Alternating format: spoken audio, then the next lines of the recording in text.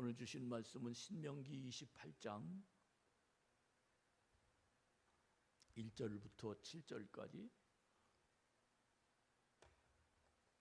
교독합니다. 내가 내 하나님 여호와의 말씀을 듣고 내가 삼가 듣고 내가 오늘 내게 명령하는 그의 모든 명령을 지켜 행하면 너는 내 하나님 여호와께서 너를 세계 모든 민족 위에 뛰어나게 하실 것이라.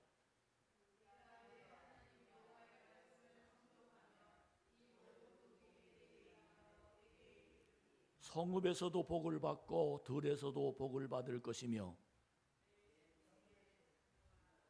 내 몸의 자녀와 내 토지의 소산과 내 짐승의 새끼와 소와 양의 새끼가 복을 받을 것이며 내 광주리와 떡반죽 그릇이 복을 받을 것이며 내가 들어와도 복을 받고 나가도 복을 받을 것이라. 같이 여호와께서 너를 대적하기 위해 일어난 적군들을 네 앞에서 패하게 하시리라. 그들이 한 길로 너를 치러 들어왔으나 내 앞에서 일곱 길로 도망하리라. 아멘. 할렐루야. 오늘 이 시간에도 말씀 듣는 동안 하나님의 큰 은혜가 여러분 속에 임하시기를 주님의 이름으로 축원합니다. 아멘. 아멘. 아멘. 아멘. 감사합니다. 오늘도 힘차게 찬양함으로 하나님께 영광을 돌리고 우리의 마음도 시원합니다. 할렐루야.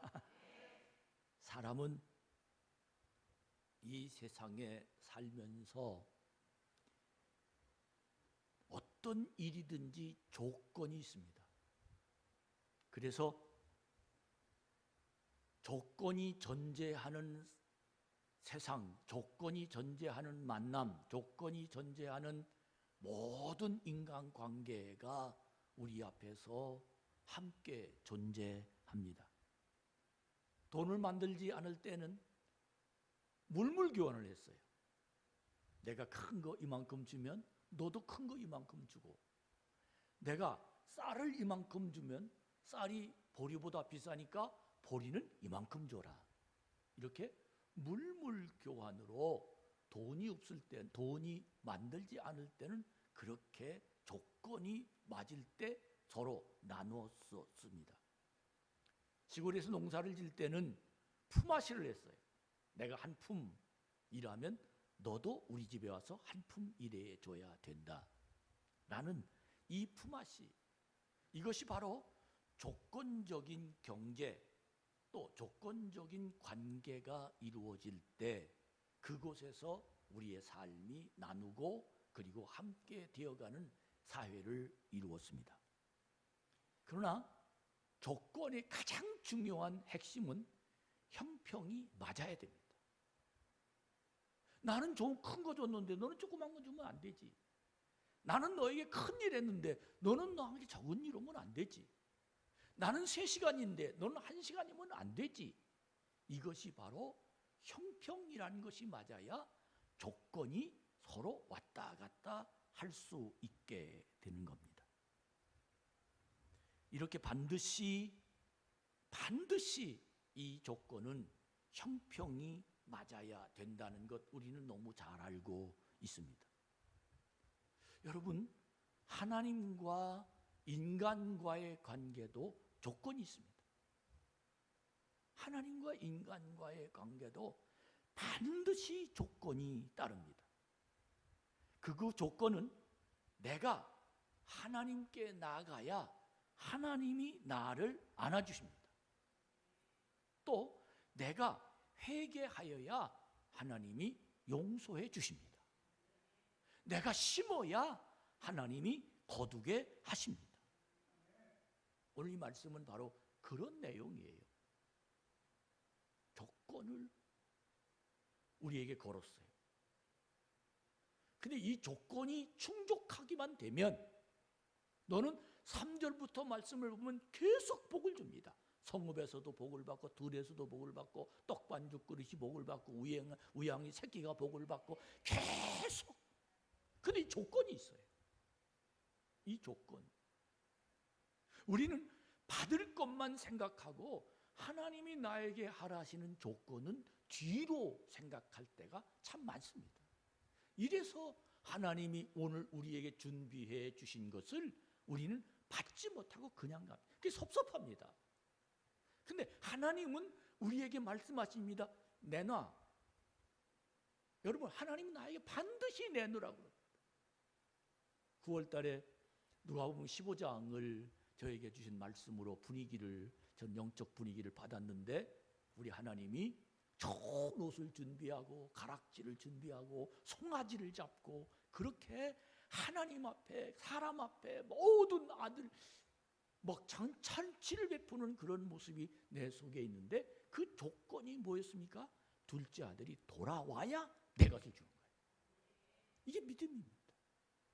이게 하나님 사랑 속에서 우리가 하나님의 은혜로 살아가는 그 말씀을 우리 속에서 역사하고 있는 겁니다. 오늘 성경은 따라합시다. 순종해라. 순종하면 다 주겠다. 순종하면 뭐 내가 부족한 거 다 채워주겠다. 근데 우리는 순종은 생각지도 않아요. 그리고 받을 것만 하나님 주신다고 했잖아요.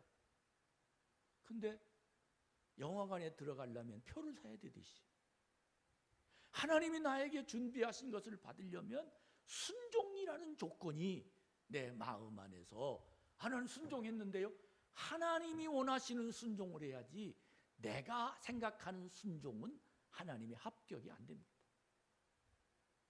하나님 나에게 원하시는 순종이 뭘까? 언제나 우리는 똑같은 순종인 것 같지만 각자 사람마다 다릅니다.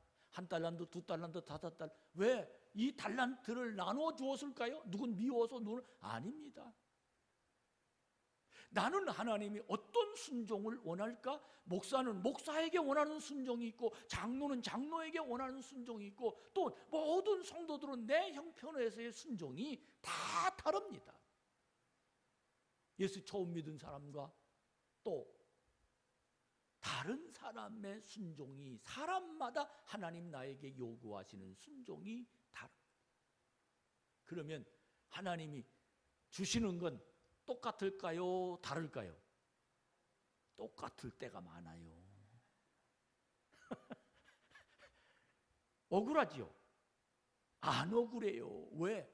너는 이것 가지고 된다. 여러분, 하나님이 나에게 원하시는 건 많은데 왜 똑같이 줘요? 성경에 이런 말씀이 있어요? 없어요? 있어요. 아침부터 일한 사람하고 저녁 1시간 일한 사람하고 똑같이 줬더니 막 화가 나는, 아니 주인 마음대로지 네 마음대로냐? 우리 한번 따라합시다. 받고 싶은 마음이 아니라 주시는 사람 마음이다. 그러니까 하나님이 주시는 마음이지 우리는 받고 싶다고 주는. 그러나 하나님이 나에게 원하시는 게 있어요. 하나님 원하시는 그게 뭘까? 그게 뭘까? 하나님 요거 나 조금밖에 없는데 요거 드세요. 집에 보니까 많아. 이거 아니라는 거지요. 어떤 사람은 돈이 많은데 똑같이 헌금을 드렸어요. 그럼 하나님이 이거나 이거 똑같 아니에요. 얼마가 남았느냐를 하나님이 보시지 얼마를 드렸느냐를 보시는 건 아닙니다. 여러분, 저는 오늘 하루 종일 힘들고 지치고 어려운데 오늘 이 예배당을 향해서 걸어온, 차를 타고 온, 그리고 이 말씀을 사모하려고 여러분 온 모든 것들을 따라합시다. 힘든 대로 판단할 것이다. 오기 싫을 때가 제일 올 때야. 왜? 하나님이 그때 복을 주시거든. 제가 시골에 있을 때 우리 목사님이 설교하셨던 게 늘 생각나요. 수요일 날 저녁인데 비가 오고 때로는 눈도 오고 막 미끄러 넘어지고, 그러면 우리 목사님 그러셨어요. 요런 날 주님이 오신다. 그때 그런 생각이 제 머릿속에 지금 아주 장장장 들어. 왜? 하나님은 조건이 맞을 때 우리에게 예비하신 하나님의 축복이 있다는 것을 깨닫는 자가 되기를 주의 이름으로 축복합니다. 근데 그 순종이 아무 때나 되나? 그 순종이 아무에게나 할 수 있나? 아닙니다. 내가 하나님의 사랑을 느끼지 못하고 세상을 살아간다면 순종할 수가 없어요. 내 일이 너무 바쁘지만 하나님 사랑합니다. 그러면 하나님 사랑하는 쪽으로 고개가 숙여질 때 그게 순종입니다. 내가 너무 없지만 마지막 것을, 그것도 자기가 아니라 자식을 먹이려고 나뭇가지 주우러 왔다가 선지자를 만나서 그거 놔줘라. 그럴 때 그 여인은 주의 종이 달라는 대로 드렸을 때 하나님이 그 가정을 놀랍도록 축복해 주실 줄로 믿습니다. 이게 조건이에요. 저는 이번 한 주간 동안 하나님이 저에게 그리고 여러분들에게 이 강단을 통해서 주시는 말씀, 빛을 받은 사람들, 나에게 하나님이 더 낫고 그 훌륭한 소유가 하나님 나라에 있다는 사실을 믿고 고난과 함께 싸우는 자들, 그리고 비방을 받는 자들, 그리고 많은 어려움을 받는 자들과 친구 되는 그 이유가 뭐냐? 이것보다는 훨씬 더 좋은 것이 하나님이 나에게 주신 것이 있다. 이것이 믿어질 때 할 수 있지, 이것이 믿어지지 않으면 도저히 할 수 없는 노릇이란 거예요. 여러분, 오늘 22예배 어떻게 오셨습니까? 하나님이 나를 축복하실 줄 믿고 또 내가 받은 하나님의 사랑이 있으니까 여러분, 이 사랑이 여러분 속에서 크게 이루어지는 그 은총이 여러분 속에서 나타나기를 주의 이름으로 축복합니다. 이렇게 하나님의 순종이 조건이 맞아서 나와 하나님과 대화가 되고 내가 하나님을 발견하고 하나님이 나를 발견하고 이것을 믿음이 통한다고 말합니다. 하나님의 영적인 능력이 통한다. 사람도요, 이 영적인 수준이 통하지 않는 사람이 있어요. 어떻게 그렇게 해? 근데 통하는 사람은 아멘, 부럽다, 나도 하고 싶은데, 이게 통해요. 근데 안 통하면 아니 세상에 그게 믿음이냐? 이렇게 얘기해요. 그래서 부부간에도 이게 안 통하면 참 답답하죠. 교회 안에서도 이게 안 통하면 너무너무 답답한 거예요. 어떤 데는 설교를 하면서 목사님 너무 어려워요. 왜? 이게 잘 안 통해서 그래요. 그러나 분명한 건 하나님의 영적인 능력이 우리에게 하나님을 발견한 분명한 사람들이 있지만 모두마다 조건이 맞아 떨어지면 하나님의 은총이 우리 속에서 지금 역사하고 있다는 사실을 믿으면서 우리가 믿음으로 한 걸음 주님 앞에 걸어가는 자가 되기를 주의 이름으로 축복합니다. 발견. 한 주간 우리에게 발견이라는 말로 시작해서 발견이라는 그 내용으로 새벽에도 계속해서 우리에게 말씀을 주십니다. 빛이 마음속에 오셨습니다. 그리고 나를 그 빛이 움직입니다. 그 빛은 생명으로 오셨기 때문입니다.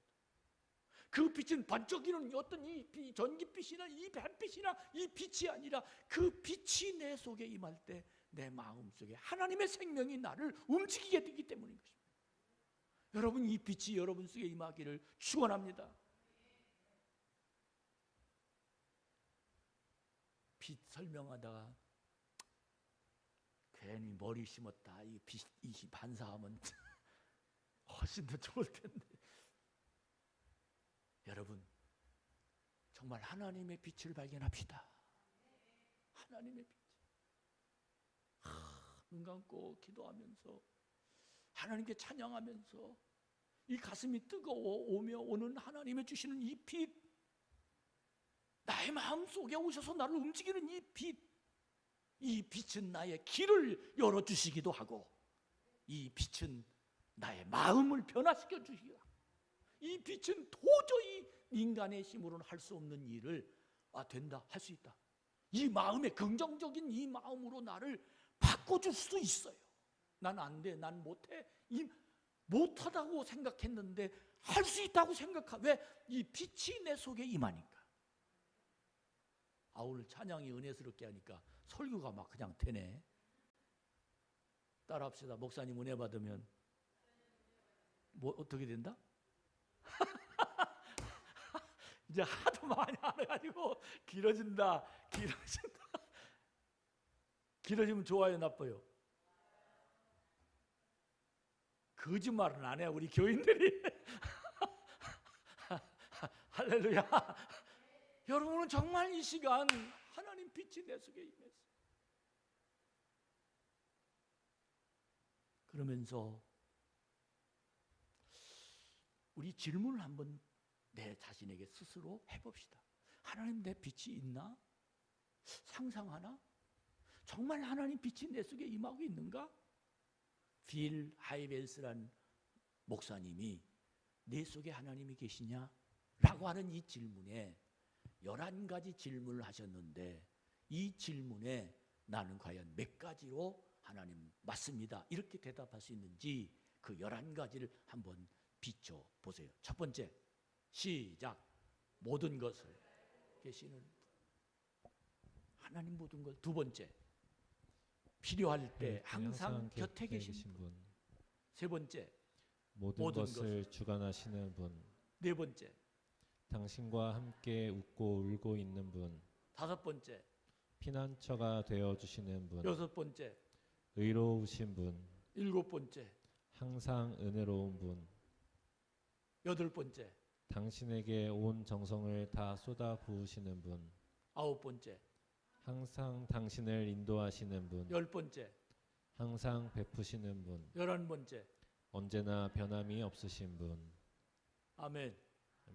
시험 문제 내면 여러분들이 1시간만 주면 이거 외워서 쓸 겁니다. 그런데 이걸 피부로, 원래 감정으로 그 하나님이 내 마음속에서 작동되냐는 거예요. 하나님이 항상 나를 베풀어 주신다. 나는 이 11가지 중에 한 가지만이라도 하나님의 그 인도하시는, 나의 마음속에 살아계신 그 하나님을 한 가지만 만나도 하나님 난 축복하신다. 이 믿음이 내 속에서 나를 움직이는 그 하나님이 나를 지금도 내 마음속에서 작동하고 계세요. 그래서 그 하나님을 내 마음 안에서 발견할 수 있는 믿음이 나를 주장하게 된다는 겁니다. 창세기 28장 15절에 보면, 저는 이 말씀을 나의 신앙의 모토입니다. 시작. 내가 너와 함께 있어 내가 어디로 가든지 너를 지키며 너를 이끌어 이 땅으로 돌아오게 할지라. 내가 내게 허락한 것을 다 이루기까지 너를 떠나지 아니하리라 하신지라. 아멘. 내가 너와 함께 있어 어디로 가든지 너를 지키며 너를 이끌어 이 땅으로 돌아오게 할지라. 내가 너에게 허락한 것을 다 이루기까지 너를 떠나지 아니하리라. 하나님 나에게 주신 말씀이에요. 하나님 나를 발견하신다. 나도 하나님을 발견했다. 이 마음이 내 속에 있을 때 나는 하나님이 어떤 말씀을 주시든지 순종의 선을 넘어갈 수 있습니다. 그러나 이 마음이 내 속에 없으면 하나님이 나에게 주시는 조건이 안 맞은 거예요. 하나님 주셔야지, 주진 않고 맨날 오라갑니까? 이 마음이 드는 거예요. 조건이 안 맞아요. 내가 지금 조건이 안 맞는 거예요. 하나님은 와야 내 주지, 주셔야 가죠. 이게 늘 줄다리기 하고 있는 거예요. 그러나 하나님은 따라합시다. 와야 내게 준다. 순종해야 복을 준다. 하나님은 이걸 원하신다라는 겁니다.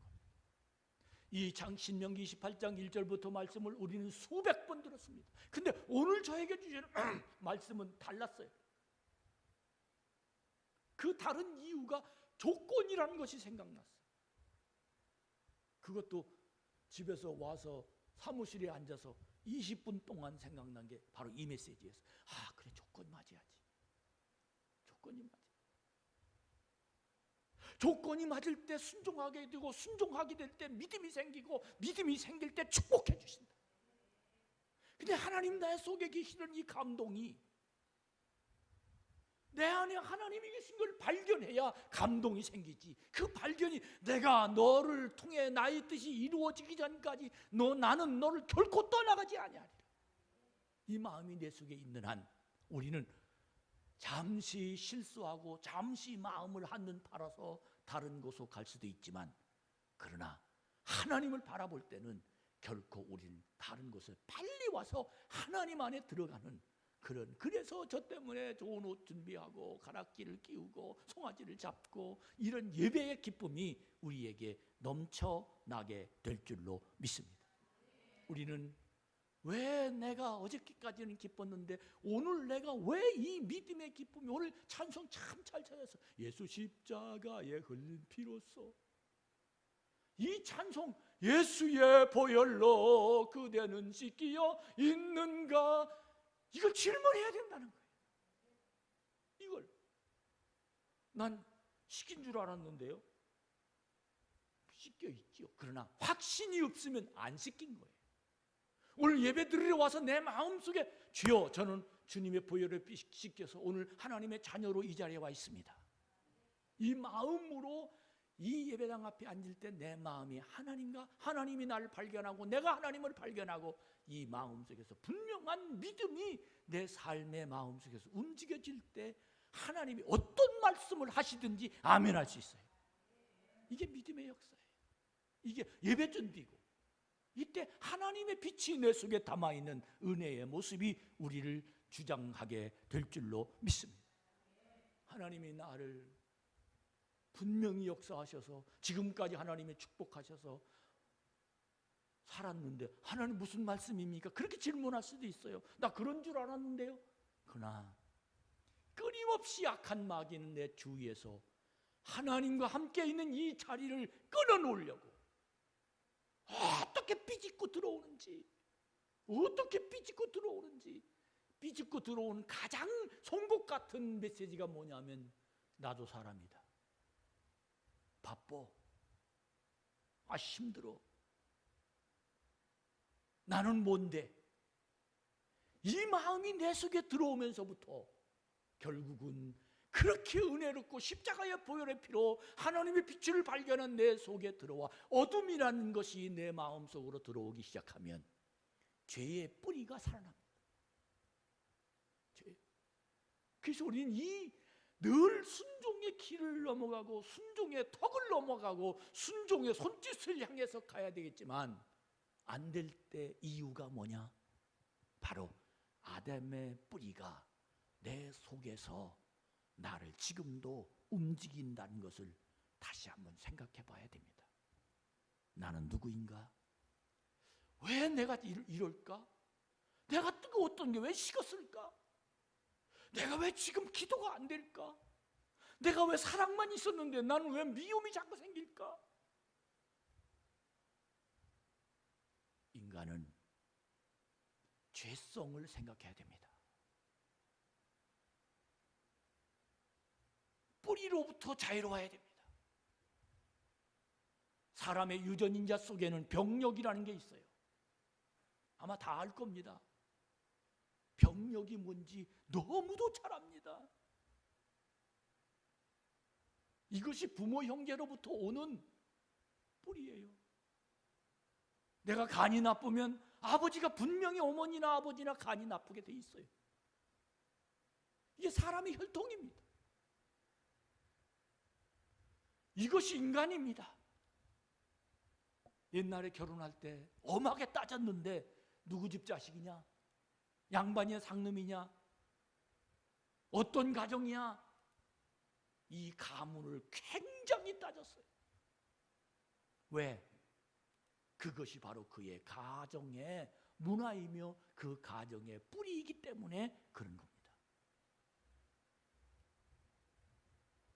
그러므로 우리는 왜 내가 이렇게 자꾸 열심히 하려고 그러는데 쓰러지고, 자꾸 내가 하나님의 은혜로 가야 되는데, 한 번 은혜 시켰으면 계속해서 불이 붙어야 되는데 왜 자꾸 꺼질까? 그 이유를 창세기 2장 16절부터 17절까지 말씀을 보면, 시작. 여호와 하나님이 그 사람에게 명하여 이르시되 동산 각종 나무의 열매는 내가 임의로 먹되 선악을 알게 하는 나무의 열매는 먹지 말라. 내가 먹는 날에는 반드시 죽으리라 하시니라. 아멘. 하나님이 이렇게 명령하셨어요.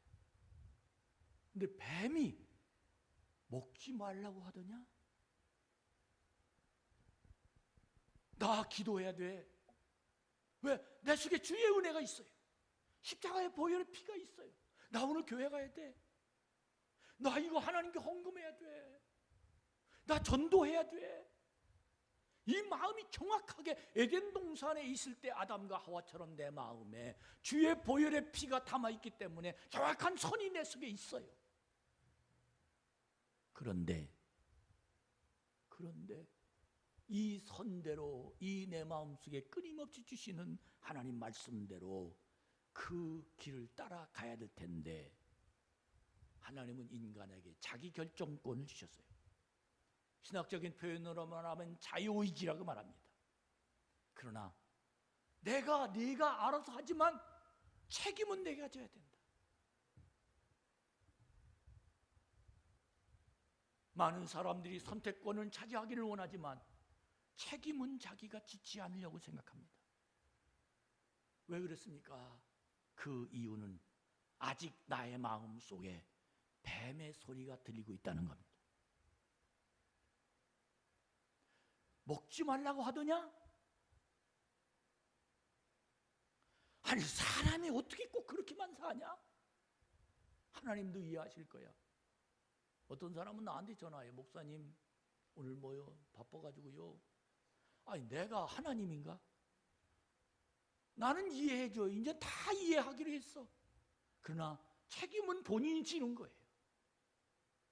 여러분 우리 이 순종이라는 선을 넘어야 성읍에서도 복을 받고 들에서도 복을 받고 떡반죽 그릇이 복을 받고 우양이 새끼가 복을 받을 것이며, 근데 우리는 이걸 못해요. 그리고 하나님 봐줘요. 하나님 안 봐줘요. 선을 넘어와야 봐줘요. 돌아와야 송아지 잡아줘요. 이게 하나님이 하시는 말씀이에요.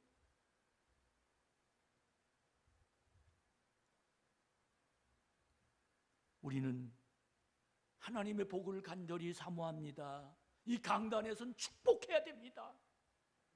근데 축복을 받게 하기 위하여 준비하게 만들어 놓고 축복해야지. 준비되지 않은 사람에게 축복하면 축복이 다른 곳으로 가고 말아버립니다. 아무런 공포탄이 되고 말아버려요.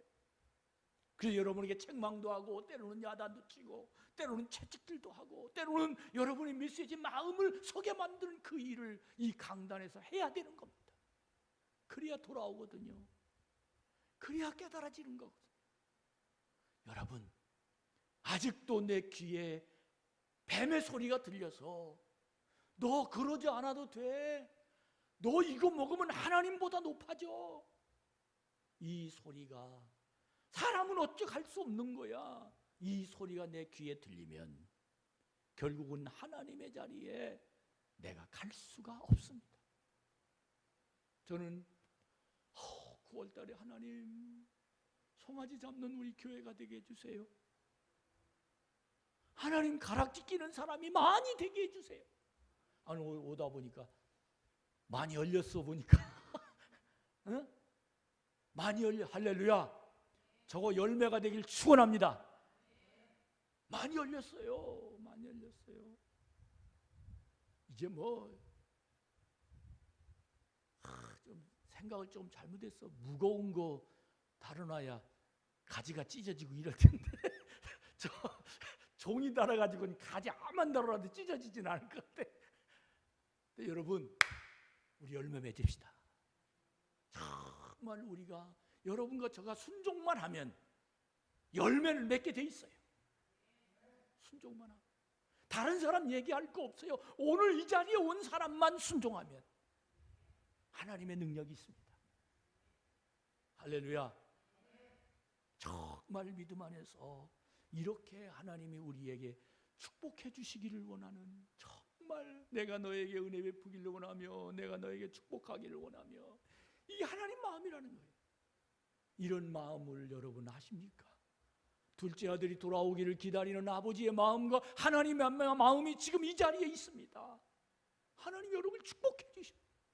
그러면서 히브리서 6장 13절 14절에 보면 하나님 마음을 우리에게 이렇게 표현해 주시는데 시작. 하나님이 아브라함에게 약속하실 때가에 가리켜 맹세할 자가 자기보다 더 큰 이가 없으므로 자기를 가리켜 맹세하여 이르시되 내가 반드시 너에게 복주고 복주며 너를 번성하게 하고 번성하게 하리라 하셨더니 할렐루야. 이게 하나님 마음이에요. 반드시 내가 너에게 축복하기 원한다. 번성케 하고 번성하기를 원한다. 이게 하나님 마음이라고요. 아유, 주시면 되지 왜 안 주시는 거 그래요. 하나님은 선이 있어요. 법이, 하나님의 법이 있어요. 오죽하니 하나님이 법을 지키려고 자기 아들을 죽일 수밖에 없었단 말입니다. 이게 하나님의 심정이에요. 하나님 마음대로인데 그까짓 거 주면 되잖아요. 아니에요. 여러분, 하나님이 번성케 하시는, 나는 오늘 수요 예배 오신 여러분들에게 축복이 넘치기를 축원합니다. 정말 복 좀 한번 받아봐요.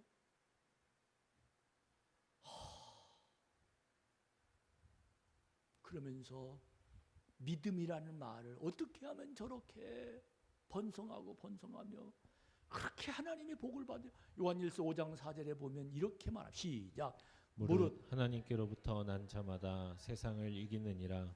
세상을 이기는 승리는 이것이니 우리의 믿음이니라. 따라합시다. 하나님께로부터 난 자마다. 여러분 어디서 났어요? 옷이요? 하나님, 이번 한 주간 주신 말씀을 보면 빛을 받은 사람이라는 거예요. 빛이 임한 사람이에요. 그래서 나는 하나님 나라의 소유가 있다. 세상의 소유보다는 그게 좋다. 이 믿음이 하나님께로 났다면 세상은 이긴다. 근데 우리는 밤낮 세상에 져요.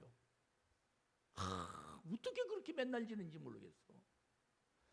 말씀은 비교도 안 돼. 그냥 집에 가면 꺾어져. 하나님 이기게 하여 주시옵소서. 하나님 이기게 해주세요.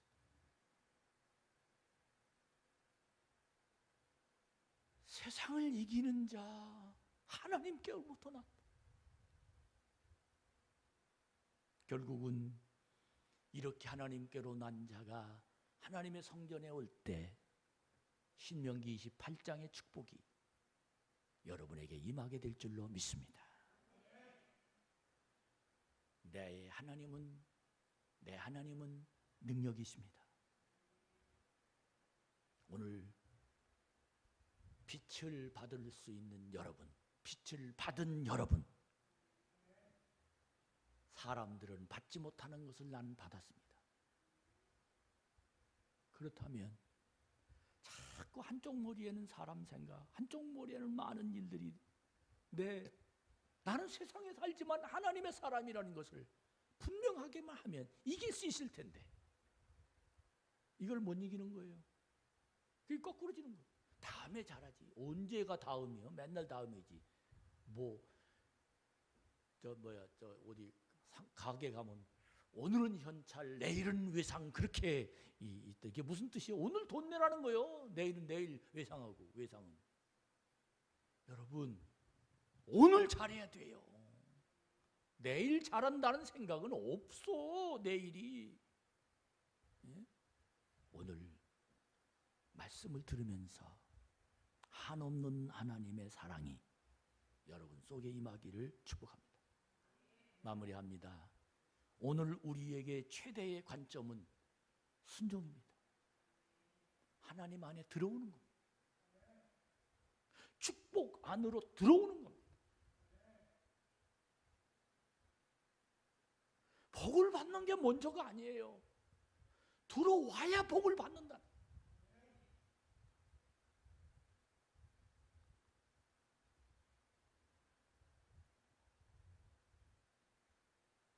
내가 하지 못하는 일을 자꾸 거짓으로 피하고 또 위기를 모면하고 그러지 말고 빌 하이웰스의 11가지 너는 지금 하나님이 너와 함께 있느냐라는 이 질문을 받은 사람처럼 나와 하나님 함께 계시다. 하나님은 지금 그 말을 내 입에서 나오도록 나를 기다리고 계십니다. 선을 넘어가지 못하면 매일 그 사람이 자기가 좋아하는 일은 죽어도 해요. 근데 그 일이 아니면 넘어오지를 못해요. 너무너무 마음이 아프다. 순종은 왜 그렇게 안 되느냐? 성격이 있어서 죽으면 죽을까지 해보지. 이렇게 하는 사람들도 순종은 못해요. 왜 그러냐? 따라합시다. 순종은 영적인 전쟁이다. 그래서 안 되는 거예요. 내 성격으로 되는 게 아니라 순종은 말씀이어야 된다는 거예요. 이게 순종이라는 거예요.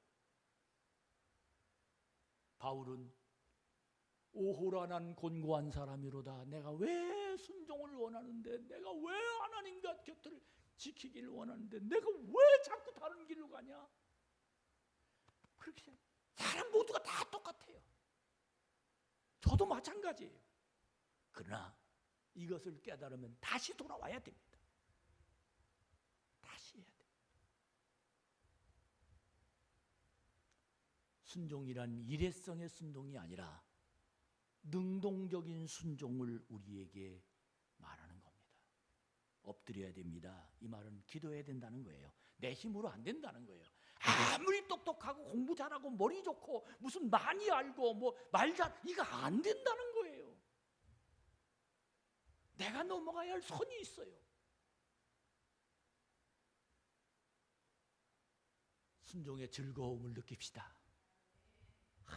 순종하니까 이렇게 즐거운 걸, 편한 걸, 자유로운 걸. 하나님의 능력을 낮게 평가하지 말고 하나님의 능력이 최고다. 성경 한 절 읽고 마칩니다. 히브리서 10장 34절 말씀입니다. 시작. 너희가 갇힌 자를 동정하고 너희 소유를 빼앗기는 것도 기쁘게 당한 것은 더 낫고 영구한 소유가 있는 줄 압니다. 아멘. 여러분, 아무리 여기가 좋아도 하나님 나라가 더 좋다는 거예요. 아무리 내가 지금 많이 가져도 하나님께 상급이 더 크다는 거예요. 그래서 내가 갇힌 자하고 즐거워하고 그들과 소유를 뺏긴 자도 좋고 다 왜? 하늘의 상급이 있으니까. 여러분, 열매 맺읍시다.